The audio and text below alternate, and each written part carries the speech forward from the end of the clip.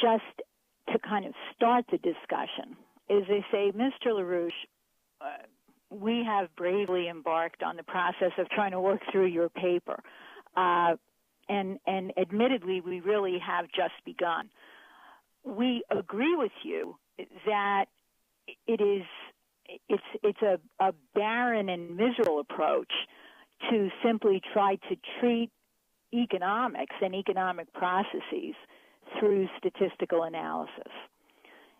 However, at the same time, in going through your paper, what we are faced with is the task of actually trying to come up with a rigorous definition, an actual scientific definition of what you identify as creativity and human creativity in physical terms.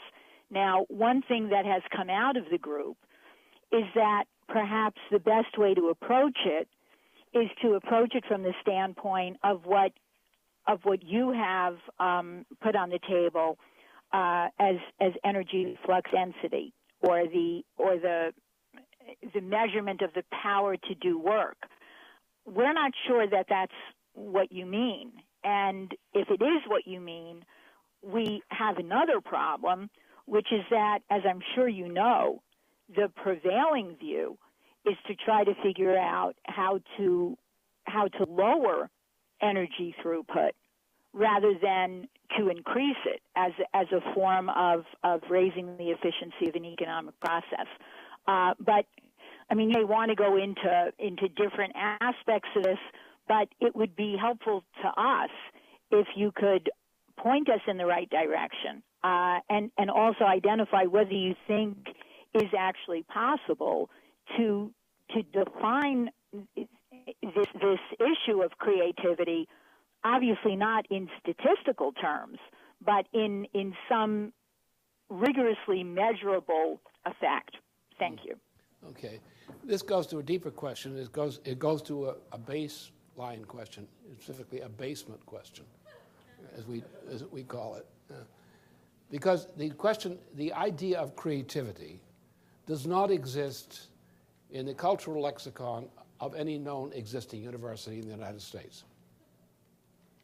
So no university in the United States is teaching anything about human beings, because human beings are different from animals because we have creativity. And that creativity is something which no university in the United States, as properly defined, studies. We deal in physical science with the effects of creativity.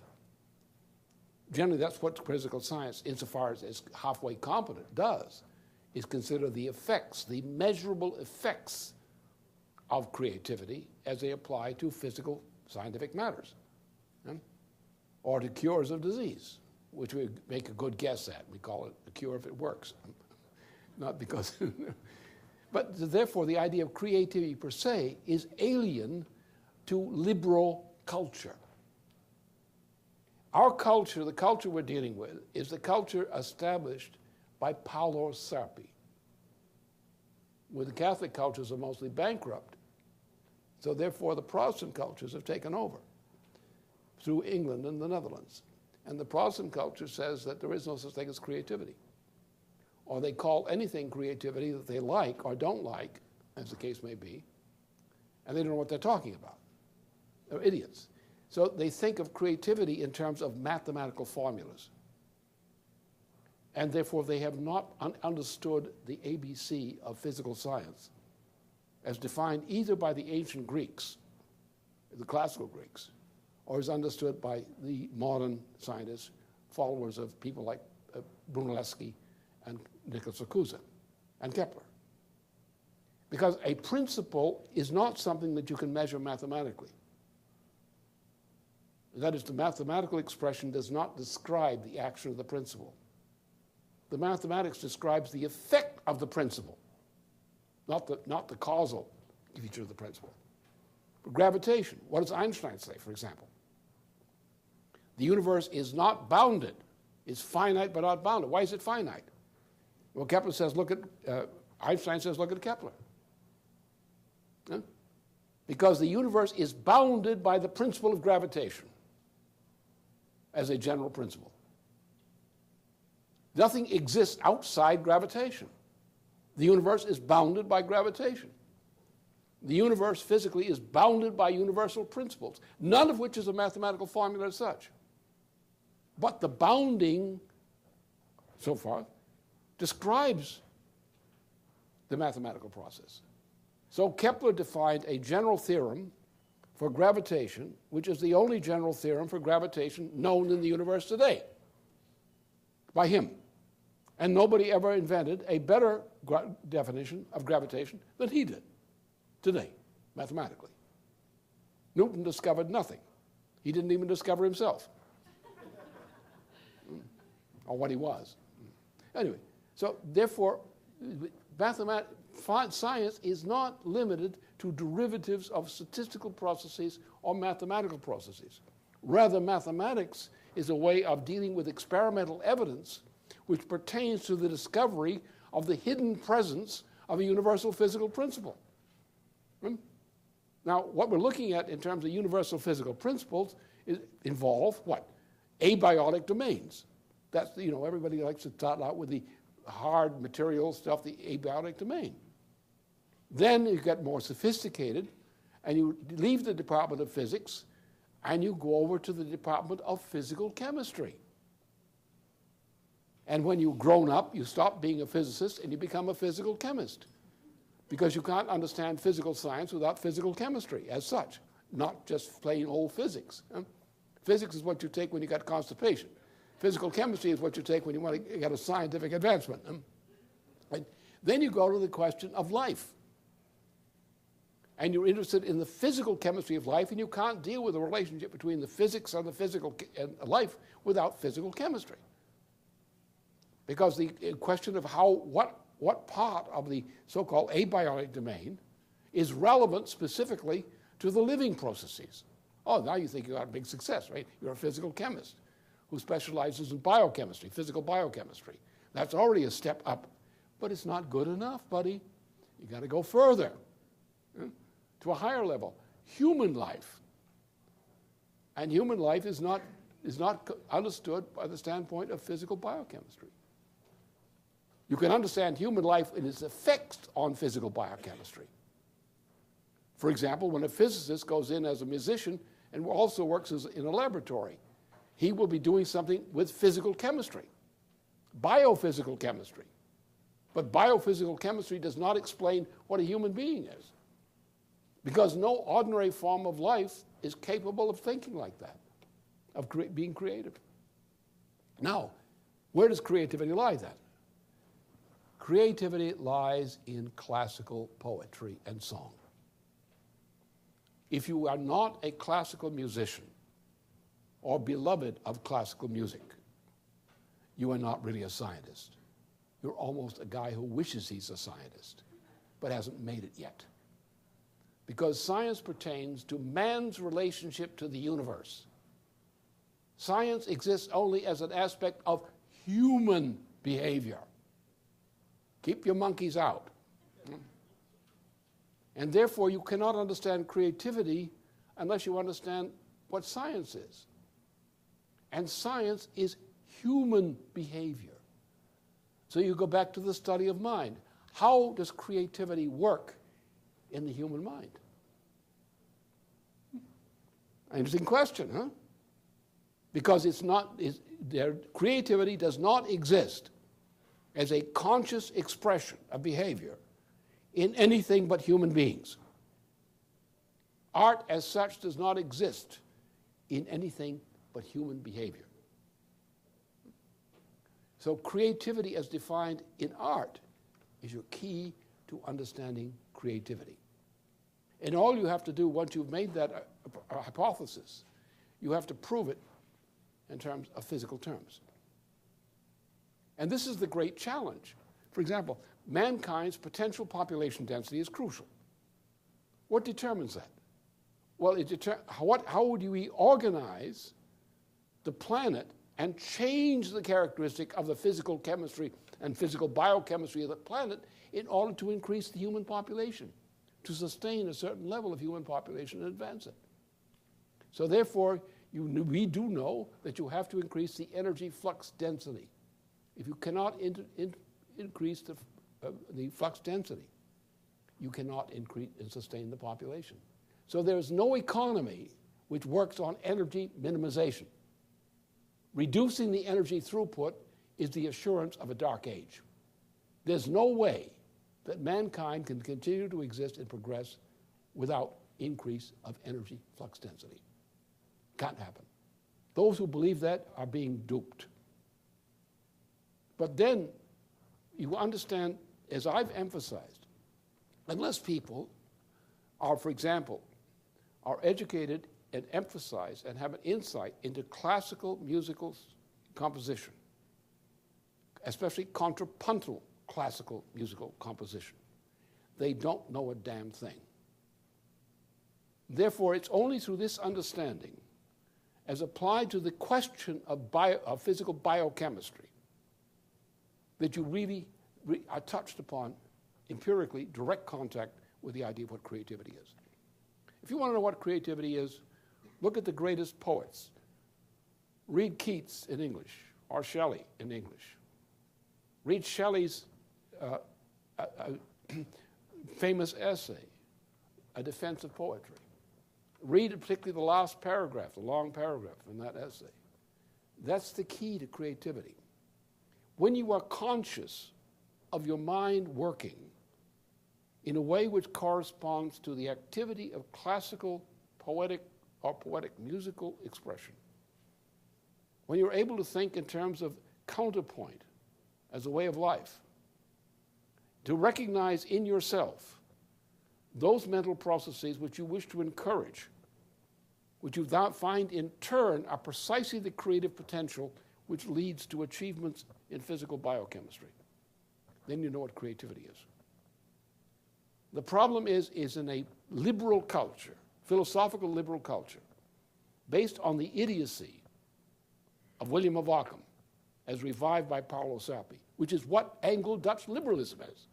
The problem with the American people today is that their education is in accord with Anglo-Dutch liberalism, with its legacy of Paolo Sarpi.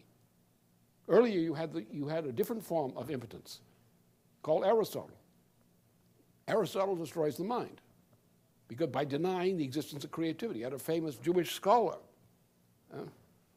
Philo of Alexandria, who denounced Aristotle's teaching on this ground, that it denies creation. And Aristotle does deny creation. And so does, for example, does Euclid. If you study, my break was I hated Euclid. I recognized he was a fraud from the beginning, my first day in the school on geometry. He's a fraud. Euclid's a fake. He presumes that there are two self-evident qualities, particularly sight and implicitly sound, which then comes up with later, that these are self-evident. They don't have to be proven experimentally. You believe them because your senses tell you that. You believe your senses. Your senses are only sense organs. They're not verities. And you have to adduce reality from understanding how these sense organs interpret or misinterpret reality, as Kepler did in his discovery of gravitation. So, but you find in the end, when you think about this, when you work in these media of classical artistic composition, which is man contemplating his own mind, man contemplating the mind of man, then relating that to this man's contemplation of man himself, looking at what man does, looking at the way nature responds to what man attempts to do. Then you understand the connection between creativity as you know it artistically and creativity as it's manifest in physical effects. And those of us who've been through that experience and know what creativity is know it very well. But there's been a loss of creativity in the post-World War II period, which was deliberate, which came together with the elimination of the influence of Franklin Roosevelt. We destroyed the American system, the American concept, in favor of British liberalism. We set up a system of education. We increased the number of people educated, but we destroyed their minds as a price of giving them an education. You go into a classroom. You take a course, the subject today. You get a question on that, a quiz on that course. Did you understand anything? No. Do you understand how to pass the examination? Yes. What's the examination worth then? What did you actually know? What do you actually know? You knew nothing. You knew how to behave in order to get a passing grade. What does that do with the universe? What does that tell you about the solar system? Nothing. It tells you about how you behave in a classroom in order to get a higher grade. Or bribe the professors some way or other so you don't have to take the course and get an A grade, that sort of thing. So the problem is the idea of actually having proof of principle in respect to creativity became essentially a lost art, especially in academia, where it spreads from, if you're a fake, and you're a fake as a professor, you barely passed the course by honors, and you go to David Rockefeller at his, Bellagio, Italy, where you were entertained by him, and he says, oh, gee, you ought to publish a book. You're a smart guy. Publish a book. I know a couple of guys that fix it up for you. Then you go back and you go to this university where you're teaching as a almost thrown out character, and suddenly you're promoted. You publish a book, 2 books on various subjects. You fake it most of the way, but the books are celebrated. New York Times covers them favorably, or the other review journals do it favorably, and you rise. And then you find all the top professors in the universities are the worst clouts, the worst, clumsiest, stupid jerks. And the honest ones are plodders who are sneaking around furtively trying to get their ideas in, and nobody wants to talk to them because they're spoiling the bullshit, They're taking the pleasure out of the bullshit. So therefore, you have a society which is organized from the top down by a bunch of fakers who are the ideological leaders of culture in the United States today, mostly, as most of my friends from New York know this, that the best people generally are swarmed over by the fakers who are the luminaries. And very rarely do they have a few kept people who are competent in key positions, just so somebody has a book index as to where the ideas may be found. But that's the nature of things. And what I laid out as creativity is the understanding. It's the most important thing to understand, I think. The most important thing to understand is man. And to understand a man, you have to understand what the difference is between your neighbor the monkey and the neighbor the man. And sometimes you find it difficult to distinguish between the two of them. But if you don't understand creativity, you don't understand yourself as a human being. You may approximate, you may learn tricks, you may learn things you're confident that work, but you really don't really believe in yourself that you know them. You know they work. You know that you put the right key in the front door, you can get in. But that's what you know. You get in the front. That doesn't mean you're a scientist. That's the way it goes. And you have to think in these terms. That one has to understand creativity per se and put that question, do you understand what creativity is? Do you understand why Kepler and how Kepler was the only person who ever discovered a general principle of gravitation? Until later, when his conception was enlarged by people like Einstein and Max Planck, for example, who had something to do on microspace. And the idea of how the universe is organized was modified, but the essential discovery by Kepler, as presented in his harmonies of the world, is the only discovery of gravitation that was ever made. No other original discovery of gravitation was ever made by anyone except by Kepler. And if you work through that book and the steps that he describes as how he came to that conclusion, you understand it. But most people at university will tell you that today, Newton discovered gravitation. Newton discovered nothing. He was a black magic specialist. He never made a discovery of anything in science. A bunch of fakers made the whole story up. And they made it up in order to try to discredit Leibniz. It was part of the anti-Leibniz campaign that was run in England in the first decade of the 18th century. A complete fake. Everything that Newton is attributed to have discovered would prove to be a fake. Either he was a fake in the claim, or they were fakes in what they claimed. And every important scientist always knew that Newton was a fake. Yet just think of how many places you hear that Newton was this great scientific discoverer. He discovered nothing. except how to be celebrated. The only public speech that Isaac Newton ever made was when he was a member of Parliament, and he suggested as his only statement on scientific questions in the Parliament ever, will somebody please open a window?